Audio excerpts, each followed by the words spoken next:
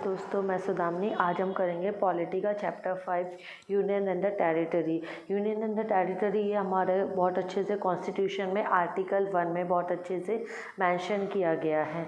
ठीक है कि India is the union of the states, और इसमें बताया गया है कि भाई फेडरल फीचर है पहली बात। और इसमें क्या हुआ था, जब ये कॉन्स्टिट्यूएंट असेंबली चीज़ को डिस्कस कर रहे थे तो अलग अलग नाम आए थे। मतलब जैसे ट्रेडिशनली लोगों ने बोला था कि भारत, लेकिन कुछ लोगों ने ये भी बोला था कि इसको इंडिया लिया जाता, लेकिन at the end constitution assembly ने इसको कॉन्स्टिट्यूएंट असेंबली ने इनको ऐसे एक्सेप्ट किया, इंडिया एज अ भारत। ठीक है, इसको ऐसे लिया गया, Bharat as well as India, दोनों नाम को एक साथ अडॉप्ट किया गया, दोनों नाम लिए गए हैं। ओके, इसको फेडरेशन बोला जाता है। फेडरेशन फीचर्स के अंदर इसलिए क्योंकि पहली बात, ना ही ये कोई पार्ट है, कोई एग्रीमेंट के थ्रू आ गया है। सेकंड, कोई अथॉरिटी नहीं है, मतलब no one has right to succeed it, इसलिए इसको बोला गया है federation. And second, doctor BR Ambedkar ने भी यही बात की गई थी कि फेडरेशन के बारे में उन्होंने यही बोला। आर्टिकल 1 में बहुत अच्छे से 3 कैटेगरी में स्पेसिफाई किया है। फर्स्ट टेरिटरी, सेकंड इसमें बोला गया है जो टेरिटरीज़ है पूरे स्टेट्स की, ठीक है, territories of all states. Second, union territory. Third, government have right to succeed इस पार्ट्स, ठीक है, वो जिसको ले सकती है। ये सब आर्टिकल फर्स्ट में क्लियरली मैंशनड है। बहुत अच्छे से ये चीज़ एक्सप्लेन की गई है आर्टिकल 1 में, और ये वाला शेड्यूल में भी एक्सप्लेन है। जो नेम्स है state, name of the state and the territory, it is clearly mention in the schedule 1 of the constitution. It is clearly mention, schedule 1 में भी यही बात एक्सप्लेन की गई है। जैसे कि आपको ऑलरेडी पता है कि 29 स्टेट्स है हमारे पास, एंड अब पहले तो 7 टेरिटरीज थी एंड अब 9 हो चुकी है, 9 यूनियन टेरिटरीज है। आर्टिकल 1 में जो चीज़ क्लियरली मेंशन्ड है उसमें अब हमारे पास 9 यूनियन टेरिटरीज है। जैसे कि जम्मू एंड कश्मीर को स्पेशल स्टेटस दिया है, उसी की तरह बाकी को भी दिया गया, जिसकी महाराष्ट्र, गुजरात, अरुणाचल, नागालैंड, इन सबको भी दिया गया था। लेकिन एज 35A एंड आर्टिकल 370 रिवोव हो गया है, तो एज अ न्यू, मतलब ये जो अपडेट होने के बाद स्पेशल स्टेटस उसको नहीं दिया गया है। और इसके बाद जब ये आर्टिकल्स में स्पेशली मेंशन दिया गया कि इनको ट्रीटमेंट अच्छा दिया जाए जिससे इनका डेवलपमेंट हो जाए। और इसी वजह से जो हमारे शेड्यूल है तो उसमें 5th और 6th शेड्यूल में क्लियरली मेंशन किया गया है कि जो भी शेड्यूल एरियाज़ है और जो ट्राइबल एरियाज़ है उनको डेवलप करने के लिए अलग से प्रोविज़न दिए गए हैं। Schedule 5th and 6th। जो टेरिटरी ऑफ इंडिया है एंड यूनियन टेरिटरी वो डिफरेंट है। जो टेरिटरी ऑफ इंडिया है वो सिर्फ स्टेट्स को कवर करती है अपने अंदर में, लेकिन जो यूनियन ऑफ इंडिया है वो पूरी टेरिटरीज और स्टेट्स दोनों को कवर करती है, तो वाइडर कॉन्सेप्ट है उसमें, वो ज़्यादा बड़ा है, वो वाइड। जैसे कि हमारा इंडिया एक सॉवरेन स्टेट है, क्लियरली हमें पता है, प्रीएम्बल में भी मेंशन है, ये एक सॉवरेन स्टेट है, तो ये किसी भी टेरिटरी को, फॉरेन टेरिटरी को एक्वायर कर सकता है, सेसेशन से ऑक्यूपाई कर सकता है। ऐसे ही हमारे इंडिया ने बहुत सारी टेरिटरीज़ को अपने अंदर में सक्सीड किया है, ऑक्यूपाई किया है, फॉरेन टेरिटरीज़ को, और अपना हिस्सा बनाया है। ऐसे ही टेरिटरीज़ है जो फॉरेन टेरिटरीज़ थी और इंडिया ने उसको अपना हिस्सा बनाया, जैसे कि सिक्किम, दादर एंड नागर हवेली, और Andaman and Nicobar, Daman and Diu, ये सब वो है जो फॉरेन टेरिटरीज़ थी, वो फॉरेन का पार्ट था, लेकिन हमने उसको एक्वायर करके अपना इंडियन टेरिटरी, और अब ये हमारे इंडियन टेरिटरी के अंदर आता है। जैसे कि हमारे कॉन्स्टिट्यूशन में आर्टिकल 2 में बहुत अच्छे से एक्सप्लेन किया है बहुत अच्छे से एक्सप्लेन किया गया है कि पार्लियामेंट के पास ये पावर है कि वो अपने अंदर में ले सकते, कोई भी स्टेट जो उसको कंडीशंस फिट हो तो वो स्टेट्स पर वैसे वो इस्टेब्लिश कर सकती है, कोई भी न्यू स्टेट्स को यूनियन ऑफ इंडिया में। ये सब पावर हमें पार्लियामेंट के पास पहले से है। पहला क्या है, मतलब उसमें 2 कंडीशंस है। पहला क्या है कि वो स्टेट्स जो है इसको यूनियन ऑफ इंडिया में लाएगी, मतलब वो स्टेट्स ऑलरेडी स्टेट्स हैं। और सेकंड में क्या है कि वो कोई भी इस्टेब्लिश कर सकती है, कोई भी स्टेट को बना सकती है, तो सेकंड स्टेट नहीं था उसको अब पार्लियामेंट बनाएगी, ये सेकंड कंडीशन है। Article 3 mention formation of the states, ठीक है, formation of states in the union of India. In article 3 as the formation of the states in the union of India. तो उसमें क्या होगा कि जब फॉर्मेशन ऑफ द स्टेट होगा, तो formation of state union of India में होगा, तो इंटर एडजस्टमेंट होंगे, अंदर ही अंदर एडजस्टमेंट होंगे, तो ये आर्टिकल 3 के अंदर कवर किया। Article 3 has certain conditions like कि कोई भी स्टेट को बनाना that is from the territory और फ्रॉम द अदर स्टेट और from 2 or more state. In this we can increase the area, decrease the area, alter the area, even alter the names. ये सब article 3 में clearly parliament की power दी गई है। ये स्पेशली मेंशन है, जैसे कि हम स्टेट्स के एरिया को इंक्रीज़ कर सकते हैं, डिक्रीज़ कर सकते हैं। जो पार्लियामेंट में जो बिल आएंगे रिलेटेड टू द स्टेट्स और union territory, it should have the prior permission from the president, and president has to provide or pass this to state legislature with the specified time. As president has passed this bill to the state legislature.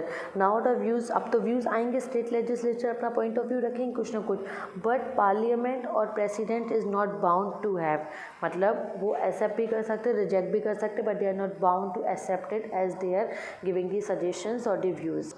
Even India can adopt a political map, जैसे कि अभी आपको पता है नेपाल ने political map adopt किया है, पाकिस्तान ने अपना न्यू मैप अडॉप्ट किया है, तो ऐसे ही इंडिया के पास भी राइट है कि वो अपना पॉलिटिकल मैप अडॉप्ट कर सकता है। जैसे कि आपको पता है कि इंडिया को बोला जाता है union of destructible states. Destructible मतलब जैसे MP, UP, छत्तीसगढ़, हरियाणा, ये सब डिस्ट्रक्टेबल है, ये अलग अलग है, लेकिन ये एक बन के यूनियन है। किसका यूनियन है? इंडिया इज़ द, इसी सबका मतलब यूनियन है किसका? डिस्ट्रक्टेबल स्टेट्स का।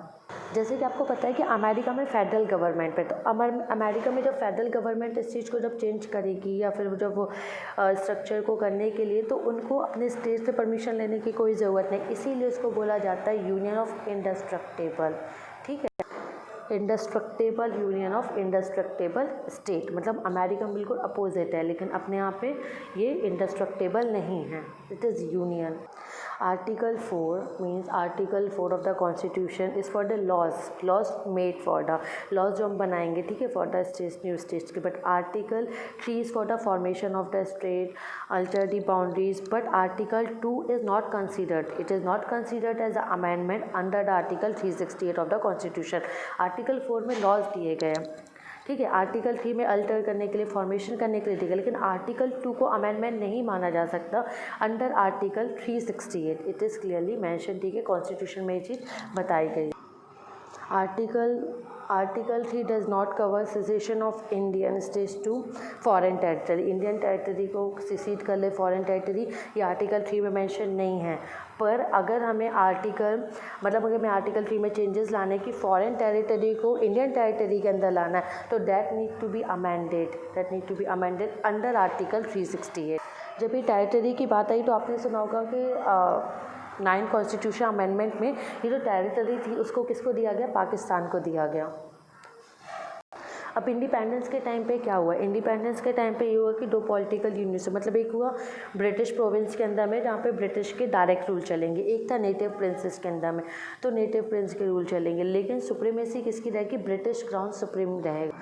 अब क्या हुआ, जब इंडियन इंडिपेंडेंस एक्ट आया तो उन्हें 2 डोमिनियन बना दिया, इंडिया और पाकिस्तान, ठीक है। जब ये 2 डोमिनियन बन गए, फिर बात आई कि प्रिंसली स्टेट्स का क्या होगा, तो प्रिंसली स्टेट्स को 3 ऑप्शंस दिए गए। पहला, या तो वो इंडिया को ज्वाइन कर सकते, सेकंड वो पाकिस्तान को ज्वाइन कर सकते, एंड थर्ड इवन उनको ये भी राइट है कि वो इंडिपेंडेंट भी रह सकते हैं। प्रिंसली स्टेट्स के पास ये सब राइट्स थे। अब 552 प्रिंसली स्टेट्स थे, तो उसमें से 549 ने ज्वाइन कर लिया, 549 ने तुरंत ज्वाइन कर लिया, जोग्राफिकल परसेप्शंस देखते हुए या इन सब पॉइंट्स को रखते हुए, लेकिन 3 थे जिनने ज्वाइन नहीं किया, हैदराबाद, जूनागढ़, कश्मीर।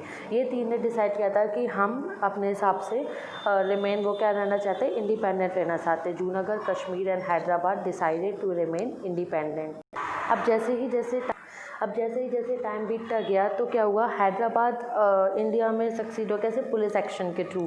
जूनागढ़ कैसे हुआ? रेफरेंडम हुआ, एक रेफरेंडम के थ्रू, मतलब सब लोग जब जानने लगे तो जूनागढ़ ने डिसाइड किया कि रेफरेंडम के थ्रू वो शिफ्ट हो जाता है, तो वो भी इंडिया में आ गया। और कश्मीर को भी होना पड़ा कब? इंस्ट्रूमेंट ऑफ एक्सेशन के थ्रू, जब वहाँ पे एक बार क्राइसिस आ गया था वॉर की वजह से, उसकी वजह से वो भी कश्मीर भी यहाँ पे एसिमुलेट हो गया। अब क्या हुआ, जब यहाँ पे इंडियन जो यूनियन ऑफ इंडिया है वो 4 पार्ट में डिवाइड होगी, part A, part B, part C, part D. Part A में ये हुआ कि state comprise with the governor provinces of British India, and B with the state erstwhile princely states with the legislature, third with the chief commissioner provinces of the British India एंड कुछ princely states थे। Part C में क्या थे? 10 in number थे। Were certainly administer Andaman and Nicobar कैप्ट किस में रखा गया? पार्ट डी में रखा गया। अब क्या हुआ, जो प्रिंसली स्टेट्स थे तो वो भी रेस्ट ऑफ द इंडिया से ज्वाइन होने लगे। तो अब वहाँ पे क्या हुआ, जब वो ज्वाइन होने लगे तो सबसे बड़ी बात तो आई कि ज्वाइन होने लगे तो सबसे बड़ा फैक्टर बना लिंग्विस्टिक। तो लिंग्विस्टिक स्पेशली किसके लिए, साउथ सदर्न जो स्टेट्स है उनके लिए। तो वहाँ पे कमीशन, इंडिया ने कमीशन अपॉइंट करी, लिंग्विस्टिक प्रोविंस कमीशन, किसके अंदर में, एस.के. धार के अंदर। दिसंबर 1948 में, दिसंबर 1940 में क्या 48 में वो JVP जो लिंग्विस्टिक प्रोविंस कमेटी थी, तो उसके अंदर JVP थे जवाहरलाल नेहरू, वल्लभ भाई पटेल, पट्टाभी सीताभी रमैया। अब इनने क्या किया, इनने अपना दिसंबर 1948 में जैसे इन्हें लिया था, तो अप्रैल 1949 में इन्हें अपनी रिपोर्ट सबमिट करी, और जिसमें इन्हें रिजेक्ट किया कि लैंग्वेज बेस नहीं हो सकता रीऑर्गेनाइजेशन ऑफ द स्टेट के लिए। अक्टूबर 1953 में हुआ कि India was force to create state, मतलब उनको लैंग्वेज बेस पे स्टेट बनाना ही पड़ा। आंध्र प्रदेश को उन्होंने क्या किया, तेलुगु स्टेट स्पीकिंग जो पीपल थे उनको मद्रास स्टेट अलग कर दिया। फिर क्या हुआ, क्यों हुआ, क्योंकि पोर्टमी श्रीरामलू ने जो हंगर स्ट्राइक किया था 56 डेज़ का, तो उस वजह से उनको ये स्टेट फिर बनाना ही पड़ा, first linguistic state Andhra Pradesh. अब क्या हुआ, जब एक स्टेट बन गया लिंग्विस्टिक बेसिक पे, तो फिर और डिमांड आने लगी, गुजराती इसको भी अपना चाहिए, सबको अलग अलग चाहिए, सबकी डिफरेंट लैंग्वेजेस है, सबको अपना अपना स्टेट चाहिए। तो फिर क्या हुआ, फिर गवर्नमेंट ने एक कमीशन बनाया, स्टेट रीऑर्गेनाइजेशन कमीशन, जिससे हम पूरे मामले को, ये जो मैटर है टू बी स्टडीड और फ्रेश से पूरे पॉइंट्स को देख कर, तो एक इसके अंदर में वो फजल अली के अंदर। अब क्या, वो फजल अली जब चेयरमैन थे, तो उसके अंदर H.M. कुंडरू और जब H.N. कुंडू और K.M. पनिक्कर ने जब ये दिया, तो जब उन्हें पूरा स्टडी करके रिपोर्ट से क्लियर किया कि हाँ, जब हमें स्टेट ऑर्गेनाइजेशन करना पड़ेगा तो हाँ, हमें लैंग्वेज को बेस बनाना पड़ेगा, क्योंकि सबकी अलग लैंग्वेज है, सबकी डिस्टिंक्ट लैंग्वेज है, तो लैंग्वेज को बेस बनाना पड़ेगा। पर उन्हें रिजेक्ट किया, they clearly reject that one state one language is wrong, this can't be the basis. जब ये फजल कमीशन ने, जब ये फजल अली कमीशन ने जब ये डिसाइड किया, तो उनके 4 फैक्टर्स उनके दिमाग में है। पहला क्या था कि प्रिजर्वेशन स्ट्रेटनिंग करेंगे unity and security of the country. इन्हें ध्यान दिया कि जो लिंग्विस्टिक है और कल्चर होमोजिनिटी को भी ध्यान दिया जाएगा, linguistic and culture homogeneity. Third, financial, economical and administrative consideration, इनको भी ध्यान रखेंगे। And the last, planning and promotion of the welfare of the people, plan करेंगे, प्रमोट करेंगे लोगों के वेलफेयर के लिए, भलाई के लिए, और a nation as a whole. Commission ने सजेस्ट किया कि अभी जो फोरफोल्ड क्लासिफिकेशन है स्टेट्स का ओरिजिनल कॉन्स्टिट्यूशन को, इसको रिजेक्ट करना चाहिए कि creation of 16 state, 3 central administrative जो टेरिटरीज, इसको रिजेक्ट करना चाहिए। गवर्नमेंट ऑफ इंडिया ने रिकमेंडेशंस तो लिए, पर कुछ ना कुछ मॉडिफिकेशंस कर दिए, जैसे कि जब स्टेट ऑर्गेनाइजेशन एक्ट को जब लिया गया, तो 7 कॉन्स्टिट्यूशन अमेंडमेंट एक्ट 1964 को ध्यान में रखा गया। तो इसमें क्या किया, जो पार्ट A, B, C ये जो पार्ट में डिवाइड किए थे ना, इसको अबॉलिश कर दिया गया। फिर क्या किया, जो स्टेट्स है उसको डेजिग्नेट किया यूनियन टेरिटरी के लिए। 14 state and 6 union territory was created. कब क्रिएट हुई, 1 नवंबर 1956 में। अब इतना फोर्स हुआ कि इंडिया को पॉलिटिकल मैप अडॉप्ट करना पड़ा, इतना ज़्यादा होता जा रहा था इसी बारे में प्रेशर यही पॉलिटिकली। तो फिर क्या हुआ कि सबसे पहले उन्होंने फिर ये बोला कि हमें और स्टेट्स को अपने अंदर में लेना चाहिए, क्योंकि स्टेट्स कम थे हमारे पास। तो फिर उन्होंने क्या किया, सबसे पहले उन्होंने लिया महाराष्ट्र एंड गुजरात 1960। अब क्या हुआ, महाराष्ट्र और गुजरात सेपरेट हो गए। महाराष्ट्र हो गया मराठी पीपल के लिए, गुजराती हो गया गुजरात हो गया गुजराती पीपल के लिए। अब ये डिवाइड हो गया, अब ये बन गया हमारा 15 state. 10th constitution amendment act जो 1961 में आया था, तो उसमें क्या हुआ, जो पोर्टुगीज़ टेरिटरी थी दादरा एंड नागर हवेली, ठीक है, उसको इंडिया का टेरिटरी बना दिया गया। 12 कॉन्स्टिट्यूशन अमेंडमेंट एक्ट आया 1962 में, वो पोर्टुगीज़ टेरिटरी थी, इंडिया ने उसको अडॉप्ट किया। वो कौन कौन से थे, गोवा, दमन एंड दीव, इन 3 को पूरे सेक्शन से इंडिया ने उसको अडॉप्ट किया, अपने टेरिटरी बनाया इसको, गोवा, दमन एंड दीव को 12 कॉन्स्टिट्यूशन अमेंडमेंट एक्ट। जो पुडुचेरी थी वो फ्रेंच इस्टेब्लिशमेंट था, तो उसको किस नाम से जाना जाता था, पुडुचेरी, कराईकल, माहे, यानम, ये नाम से जाना जाता था। अब ये भी इसको ट्रांसफ़र कर दी गई, मतलब इंडिया को दे दी। ये जो फ्रेंच टेरिटरी है इंडिया को हैंड ओवर कर दी गई थी 1954 में। 1962 में ही यूनियन टेरिटरी बन गई। फिर क्या हुआ, 14 कॉन्स्टिट्यूशन अमेंडमेंट एक्ट से पुडुचेरी को यूनियन टेरिटरी मान लिया। 1963 में स्टेट ऑफ नागालैंड लिया गया। उसमें क्या हुआ, जो नागा हिल्स और इंसांग एरिया था आसाम का, उसके अंदर में लिया गया कि हॉस्टाइल नागास के लिए। फिर ये किसके अंदर में था, अंदर द गवर्नर ऑफ आसाम, तो नागालैंड बन गया 16 स्टेट। 1966 में क्या हुआ कि जो पंजाब था, पंजाब बहुत बड़ा एरिया गया था उसमें भी यही। तो जब वो जिससे अच्छे से एडमिनिस्टर हो पाए और जब पता चला कि अच्छे से एडमिनिस्ट्रेशन हो पा रहा है और वही लैंग्वेज इशू की वजह से पंजाब को बाइफरकेट किया हरियाणा से। तो हरियाणा भी एक स्टेट, हरियाणा बन गया 17 स्टेट, 16 तक हमारा नागालैंड था, 17 स्टेट बना गया। और यूनियन टेरिटरी, किस यूनियन टेरिटरी के अंदर था वो था चंडीगढ़ के अंदर।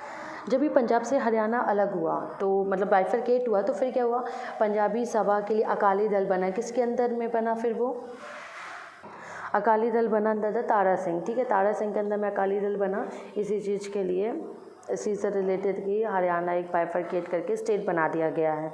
तो वो पंजाबी इसके लिए इन लोगों ने, जब ये अकाली दल और ये सब आ गए तो फिर क्या हुआ कि जो हिंदी स्पीकिंग पीपल थे उनको रखा हरियाणा में, जो Punjabi speaking proper Punjabi speaking people थे they were kept in the Punjab and the rest which is the hilly areas, तो उनको मर्ज कर दिया with the union territories of Himachal.